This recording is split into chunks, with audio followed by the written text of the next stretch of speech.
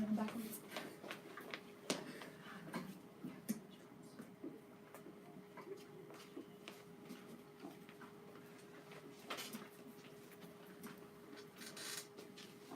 Hello, welcome to our Wax Museum of Diverse STEM Figures. Today we are going to tell you all about scientists, inventors, and engineers who you probably never heard of, but who do great things. Stay tuned and thanks for watching.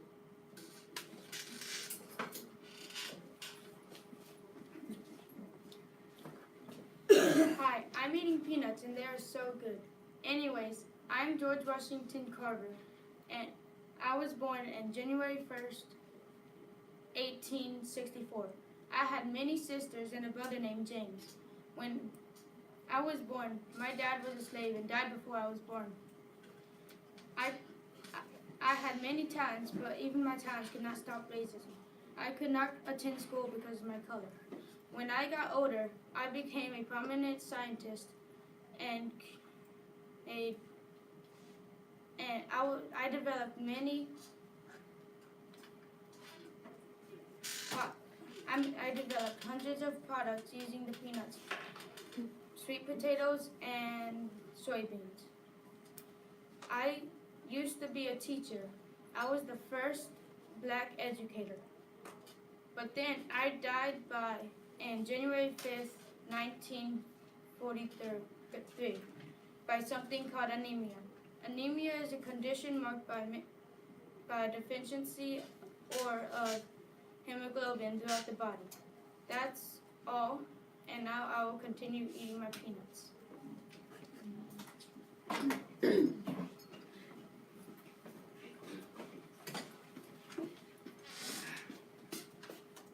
Hello. Sorry I'm so late. I was trying to be fashionably late, but anyways, I'll just begin by telling you about myself. My name is Percy Levon Julian. I was a research chemist and pioneer in chemical synthesis of medicinal drugs from plants.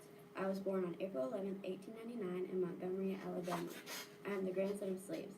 I attended school until 8th grade because they had no open high schools for African American people, but I did go to college. I applied to DePauw University, where I had to take high school level classes at night to catch up with my peers academically. But in spite of all that, I graduated first in my class. After that, I accepted a job as a chemistry instructor at Fisk University. In 1923, I left because I got a scholarship at Harvard University to finish up my master's degree. After that, I traveled for years teaching at black colleges. Then, finally in 1929, I went to Vienna University and got my PhD.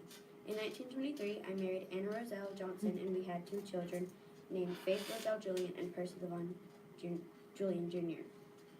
In 1935, I also returned to DePauw University to continue my research, and I synthesized physostigmite from the caliber bean to create a drug for glaucoma. But the university refused to make me a full professor because of my race. After this, I applied for many jobs and got rejected when they found out my race. In 1953, I established my own laboratory, Julian Laboratories. I was one of the first African American millionaires, and I was also the first black chemist to be elected to the National Academy, and I won the Springer Medal. I created the synthetic cortisone, which is where I took soya protein from soybeans to produce aerofoam, which suffocates gasoline and oil fires. Sadly, I died on April 19th, 1975, in Waukegan, Illinois, from liver cancer. I was 76 years old.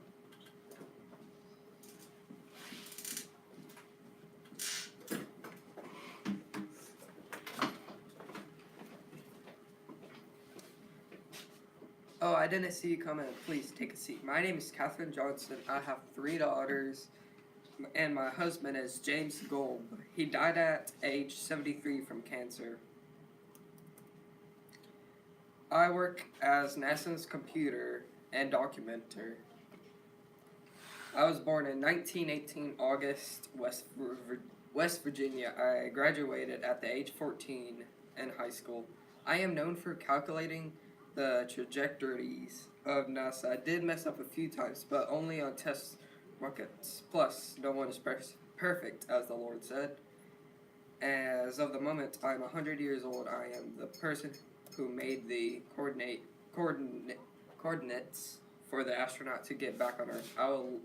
I would like to be remembered as the first to be the coordinator for the first American astronaut.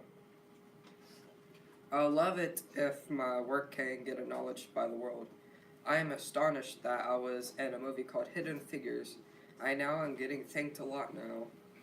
When I was 15, I went to West Virginia College, where I was the first African American lady to be here, where I was on top of my class. As well, I am the third African American to get a PhD. I went to a colored computing center as a volunteer to help out people. I made some very important documents. I would tell you, but they're top secret, sorry. Well, I gotta go teach my...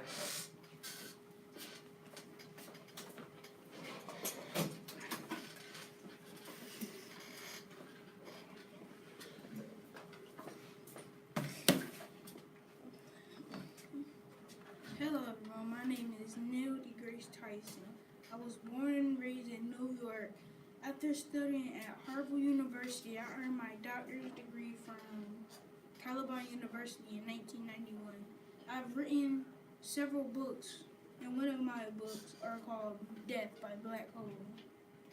I went to work from Gideon Plantrum in 1996 and still survive as a doctor. In 1996, I became a doctor for the Plantrum, and oversaw is 210 million Chronishes project, which was complete in 200. I'm still alive and I am 60 years old. I want to be remembered as a good man.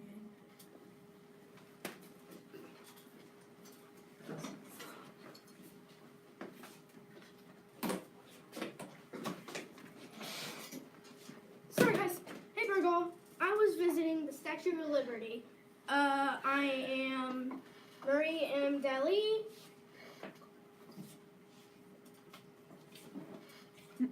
And I was born in Corona, New York in April 16th, 1921.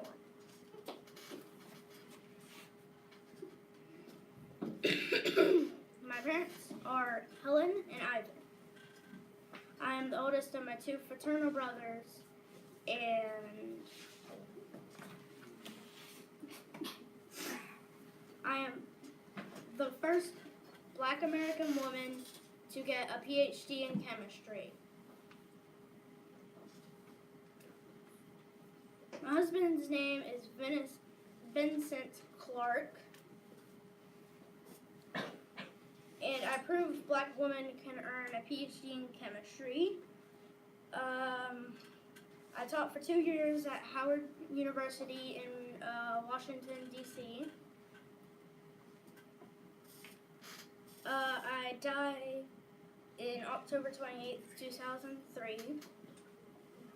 I help clarify how the body works and study the causes of heart attacks and lung disease. I want to be remembered for being the first Black woman to get a PhD in chemistry.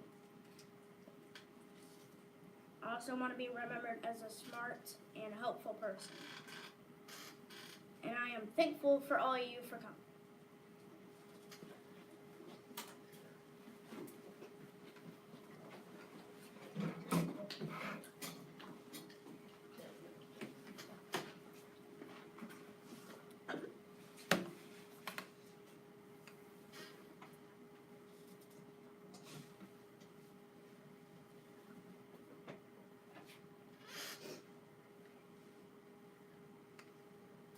Oh, hey, I did not see it there. My location comes towards me, young one. Oh, by the way, I'm Edward Alexander Boucher. I was born to William Francis and Susan Boucher. Okay, myself and some other people like you say it is weird that you have your mom's last name, even though you are supposed to have your dad's last name. And I positively agree. Oh, want to hear my life story, don't you? Okay, so you have already heard about my parents, but I'll tell you where you are and when I was born. This child is New Haven, Connecticut, and you come from Briga? Nice. Anyways, I was born on September 15th, 1852.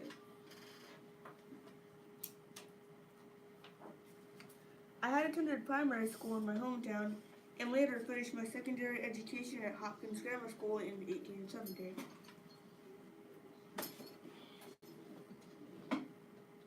And I was already 18. I don't mean to brag, but I was an outstanding student. My academic accomplishments included serving at the valedictorian of my high school class. My family was prominent in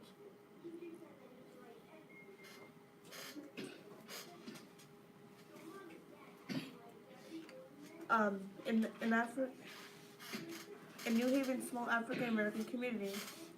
Also, in addition to holding the position as deacon in church, my dad, William Francis, was also employed at Yale College as a janitor, and my mom, Susan Boucher, did the laundry for the students there. And they were well aware of my scholarly abilities and believed and hoped that one day I could join the ranks of the student body of Yale. Consequently, though, when I was admitted in 1870, I had become the first to break the color line at Yale College. But then I had tackled very challenging curriculum courses with 4 languages to learn. But I had a tendency to not even be interested in that, but yet I was more interested in science and mathematics. I also had studied and took classes in mechanics, physics, and astronomy. And then, on my first year GPA of 3.36, oh, you can pet that cat, that was one of my 3 sisters' cats. I also received summa cum laude honors in all of my undergraduate studies in 1874. 6th in my class. Heck, I was the first African American elected to the Academic Honor Society of Phi Beta Kappa, PBK, but my induction had to be canceled due to Yale's chapter being inactive for a number of years. I got pretty shady after that. Oh, by the way, I had studied here in Sloan Laboratory. But by the time I was inducted to PBK, George W. Henderson, another African American from the University of Vermont, and yes, even though I was the first African American to earn my PhD, I wasn't the first one to earn it in my terminal degree. Patrick F. Healy was in 1865 from the University of Louvain. At Yale, I had studied with stunning professors of science. I even teach for a couple of years. I also had become one of 6 people in the country with doctorates in physics. Even though I had faced racism, I lived a happy life. On October 28th, 1918, in my hometown, I had died from congestive heart failure. Now hurry, your parents are looking for you with your dinner. And I'll talk to you later. Over and out.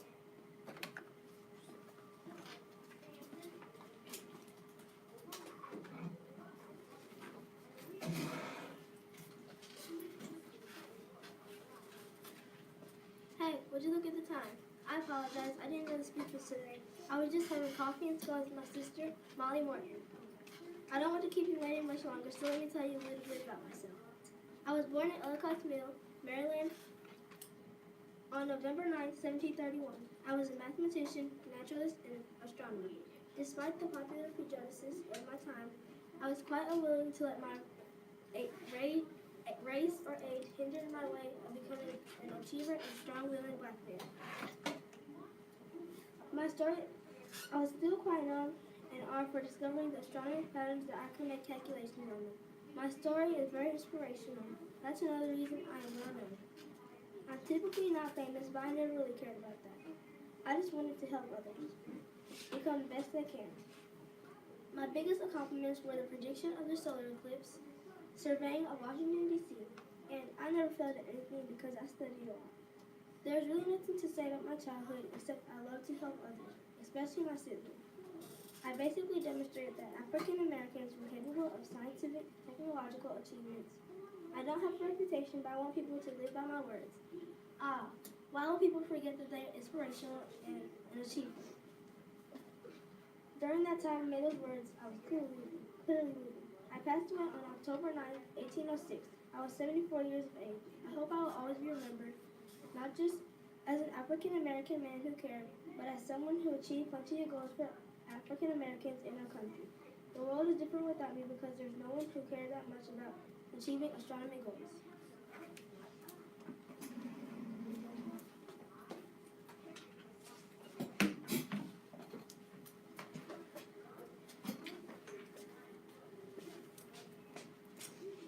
Oh, hello there. My name is Carlos Morfili. I was born on December 3rd, 1833 in Como Bay, Cuba. At age 11, I went to Europe to study, but I had to come home on 2 occasions because of illness. After I got better from the illness, I decided to go to the United States to study medicine, and I enrolled in Jefferson Medical College. There I graduated in 1855. In 1865, I married Adela Shine and we had 3 children. Their names are Charles Finley, Frank Finley, and George Finley. Over the years, I became interested in problems of public health, although I became mostly interested in yellow fever, which is a disease transmitted by infected mosquitoes. Keep in mind that was not known until after my statement got approved. I originally thought that the yellow fever was due to the strongly alkaline atmosphere of Cuba, but that theory was not correct. Over the next 20 years, I repeatedly failed in over 100 attempts to transmit yellow fever to human volunteers by the bites of my mosquitoes. Even though I failed many times, I was still determined to keep on trying. So I kept on trying. After I finally succeeded, I was the first to scientifically prove that the mosquito species Aedes aegypti was the transmitter of the yellow fever. Later on, I was named the head of the Havana Yellow Fever Board. Sadly, I died on August 20th. 1915 in Havana, Cuba, at age 81.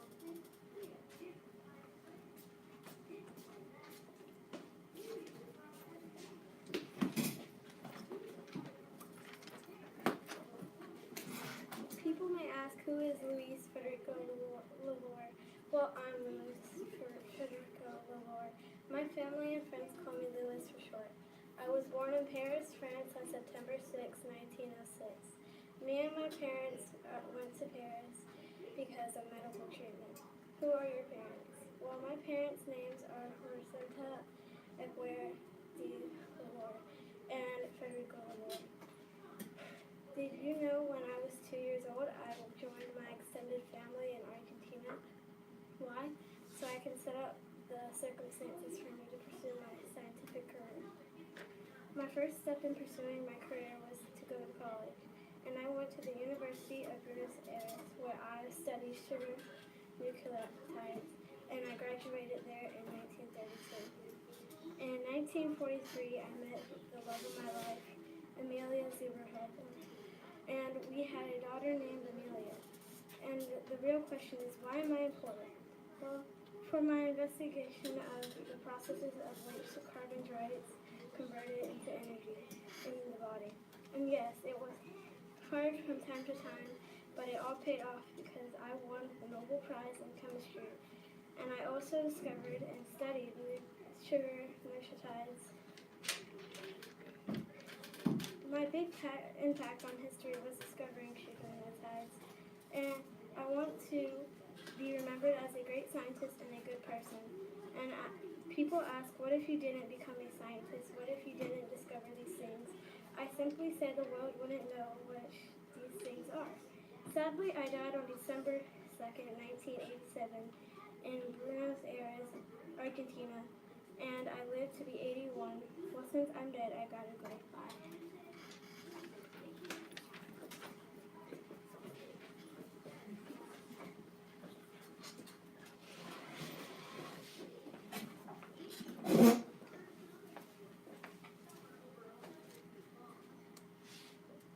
Oh, hey, my name is Luis Alvarez. Sorry, I was too busy studying some unfinished work. But anyways, I was born in San Francisco, California, June 13th, 1911. My mom and dad names was Walter Alvarez and Harriet Smith. And my mom died in 1973 and my dad died in 1978. My childhood was good and the best because I learned things from my parents. My dad was a doctor and author. Oh, you should read some of his books. So, my lovely wife, Geraldine Smithwood, died. So I found me another wife. And her name is Janet Lindis. My sisters and brothers' names was Robert Alvarez, Gladys Alvarez May, Bernice Alvarez Brownson. I also have awards. Be aware, it's pretty much a lot. So here I go. Nobel Prize in Physics, Medal for Merit, Enrico Fermi Award, Collier Trophy, National Medal of Science for Physical Science, IE Honorary Membership, Albert Einstein Award. I got these awards for being a physics and inventor. I went to the University of Chicago. I was the most brilliant and productive experimental physics of the 20th century. One thing I love and that I am now as an inventor, I invent things that is useful. Now I have cancer and I'm stuck in the hospital. September 1st, 1988, Berkeley, California is my death date. Well, gotta make a run. Bye.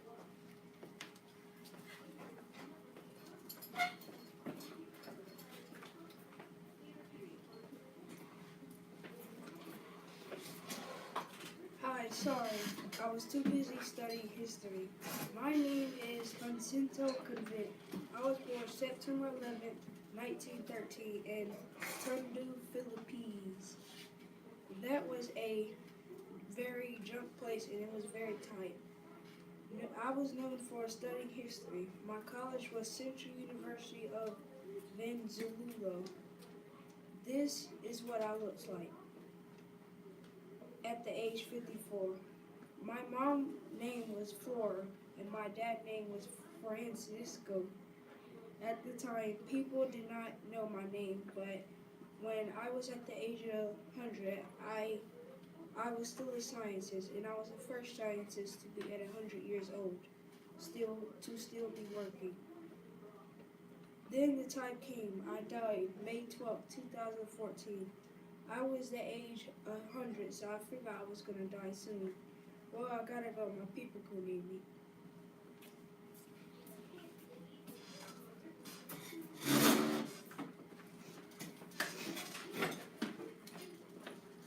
Oh, I'm sorry. I was just finishing my tea.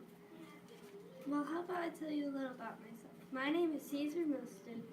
I'm a biochemist. If you didn't know, a biochemist is an expert in or student of the branch of science concerning the chemical process occurring within living organisms. Okay, let me tell you a little about myself. I was born on October 8th, 1927. I am British. I was born in Bahia Blanca, Argentina. I graduated from the University of Buenos Aires and I got a PhD. See, I have it right here. Oops, this isn't mine.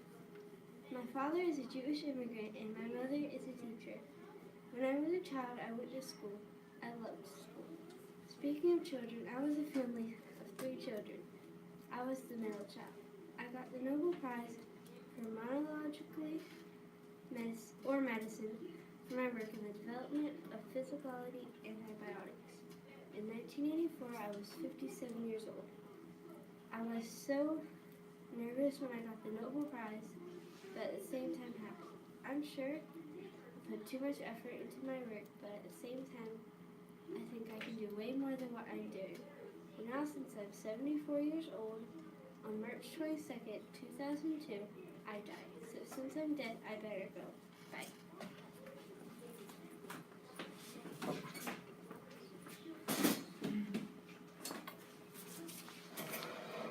Hello, sorry I took so long. I was eating tacos and quesadillas on my way here, and boy was it good. Anyway, my name is Moria J. Molina, and I'm here to tell you about myself.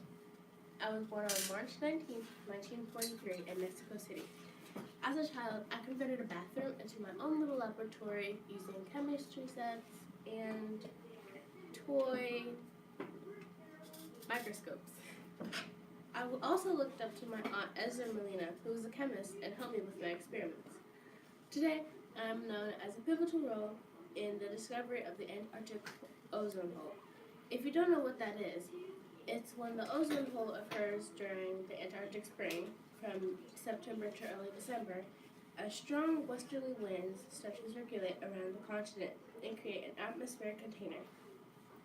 Within this polar vortex, over 50% of the lower stratospheric ozone is destroyed during the Antarctic spring. This matters because if the ozone layer is destroyed, we wouldn't be alive. So it's a good thing that we found this out. Guess what?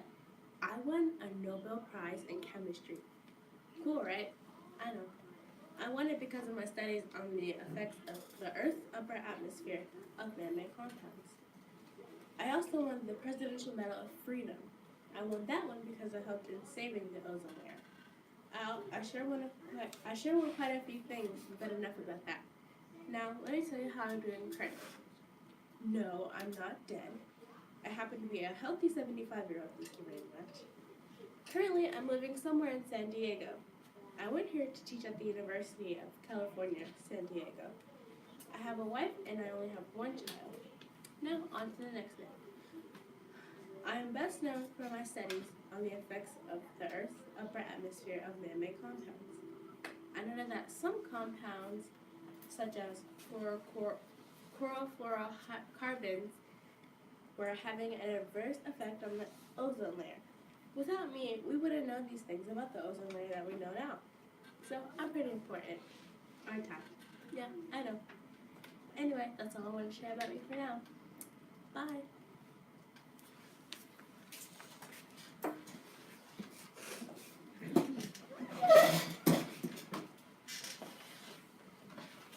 Hello, sorry I'm late. I was a little busy.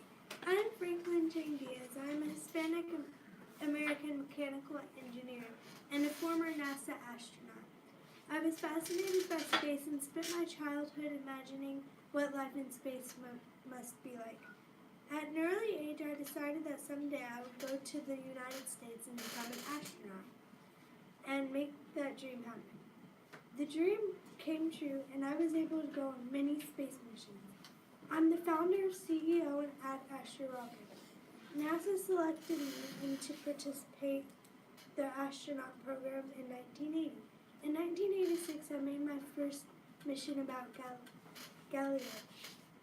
I also was the first Hispanic American astronaut. I made several different trips to space for NASA and developed plasma propulsion. I was born on April 5th, 1950 in San Jose, Costa Rica. In 1967, I moved to the U.S.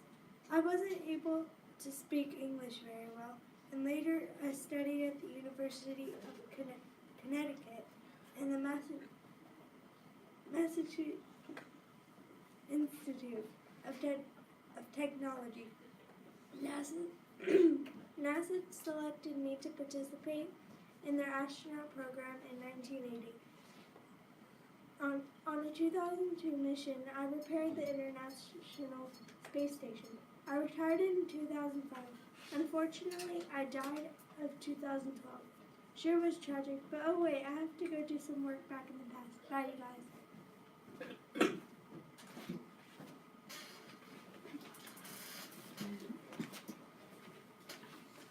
Oh, I did not see you there. You startled me. Would you like to see? Well, my name is Rosalind Franklin. I was born July 25th, 1920 in Notting Hill, London, England, United Kingdom. Yes, the United Kingdom. That's why I had this elegant accent.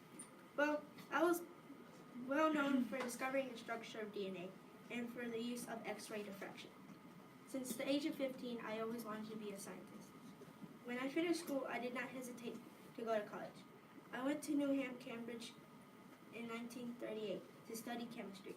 Later on, I earned my PhD in physical chemistry, and then in 1941, I was awarded second-class honor in finals, which at the time I was accepted as a bachelor degree in qualifications for employment. Later on, I became a chemist, and I absolutely loved it. And well, I have accomplished my dreams, but that's not all yet. In the fall of 1946, I was appointed to the laboratory Central the Service Chemist in Paris, where I worked, and I soon discovered the structure of DNA. Later, I discovered that there is two types of structures of DNA. There is A form and B form, which was surprising. In fall of 1956, I discovered that I had ovarian cancer. I continued to work throughout the following 2 years, and several weeks later, I had passed away, April 16th, at the age of 37. The world would be different if I did not discover the structure of DNA. Why? Because no one would know about DNA as much.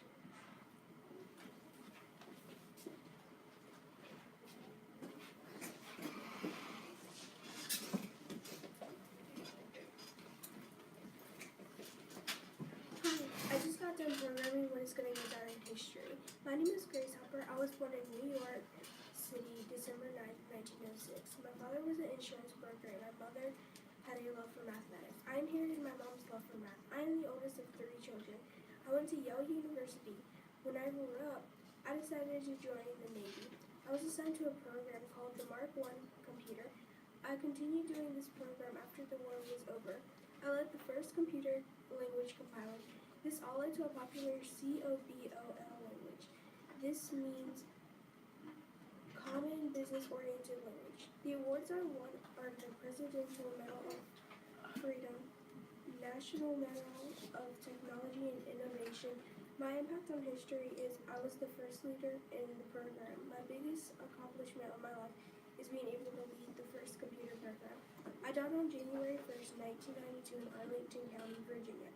I was 97 years old. I died of natural causes. Anyway, got around the world of programming in 8 weeks.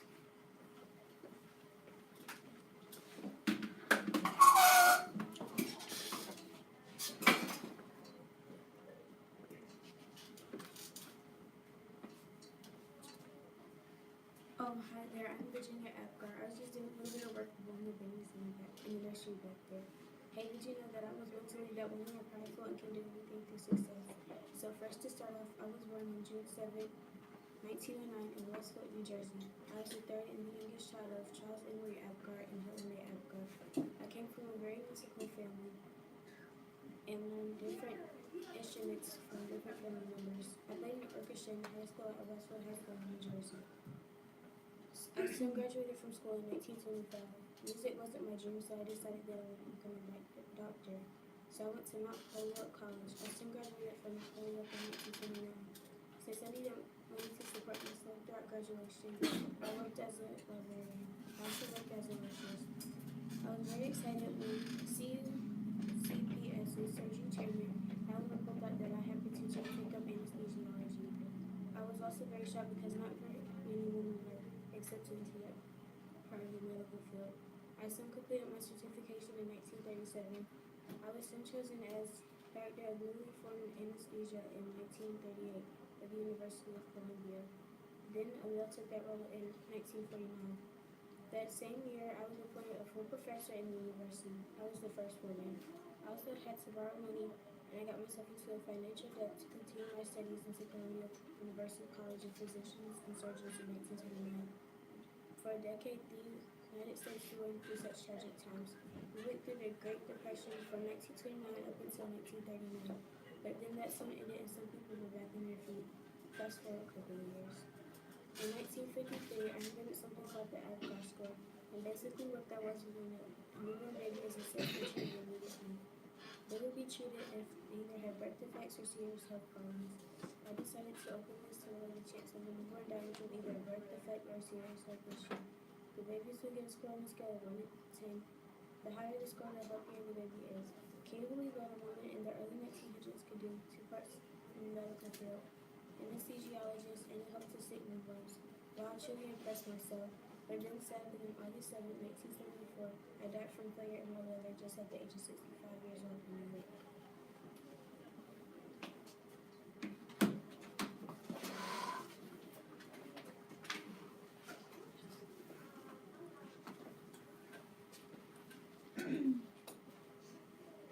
Hi, I am Mary Lee Lucky. Sorry, I would have been here earlier, but getting through London traffic is like trying to pass through walls.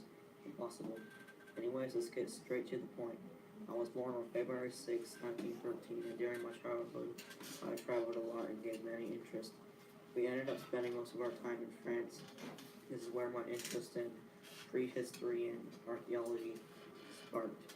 Later, I became a paleontologist and made the first system of classification, discovered 15 new species of animal, including the Zingianthropus.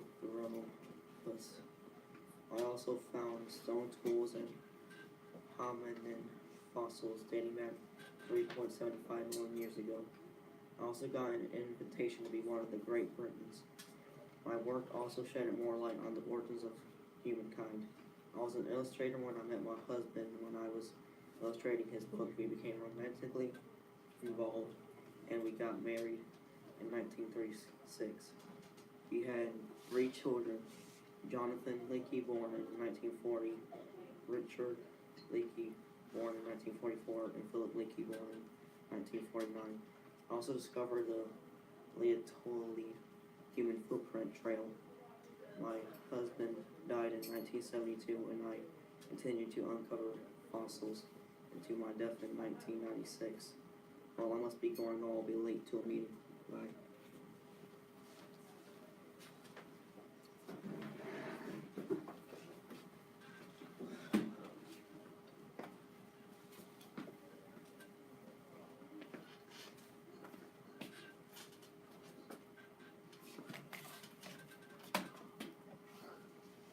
Oh, hello there. I am Alice Ball, an African American chemist who developed the first successful treatment for those suffering from Hansen's disease or leprosy. I was also the very first African American and the very first woman to graduate with an MS degree in the chemistry from the College of Hawaii, now known as the University of Hawaii. During my brief lifetime, I did not get to see the full impact of my discovery. It was not until years after my death that I got the proper credit I deserved. I was born on July 24th, 1892, though I died at the age of 24. In Seattle, Washington Torora, a photographer, and James P. Ball, Jr., a lawyer. In 1903, they moved from chilly Seattle to the warm weather of Honolulu in hopes that James Ball Sr.'s arthritis pain would be alleviated. After earning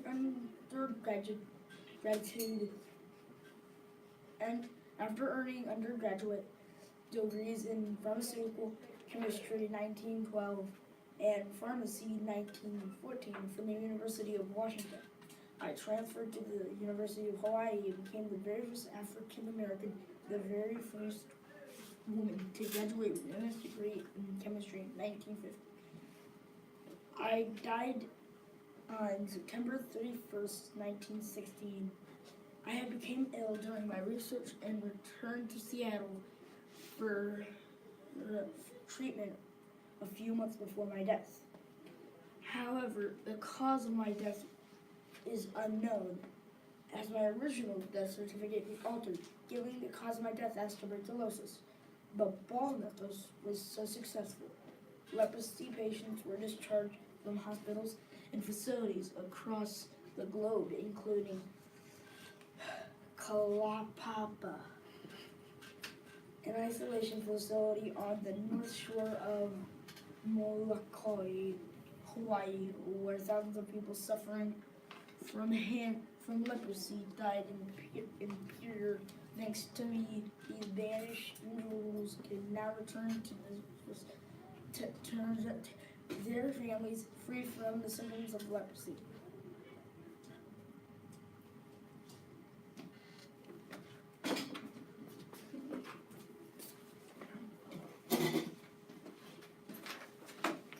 That concludes your visit to the Wax Museum.